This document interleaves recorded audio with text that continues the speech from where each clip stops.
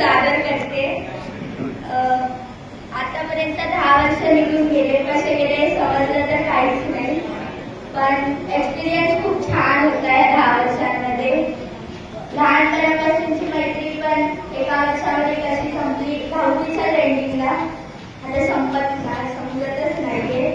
पण 9वीला काय अशी घटना घडली ज्याच्यामुळे माझी फ्रेंडशिप तुटली सगळ्या माझ्या मित्रमैत्रिणींपासून. पण आज खूप वाईट काय वाटते की इतके लहानपणाचे आम्ही मित्रमैत्रिणी होतो, पण अचानक कसे असे वगैरे. पण चांगलं या गोष्टीचं वाटते की काल शेवटचा दिवस होता, कमीत कमी सगळे बोलायला तरी आले. आणि शिक्षकांचं काय सांगू आता,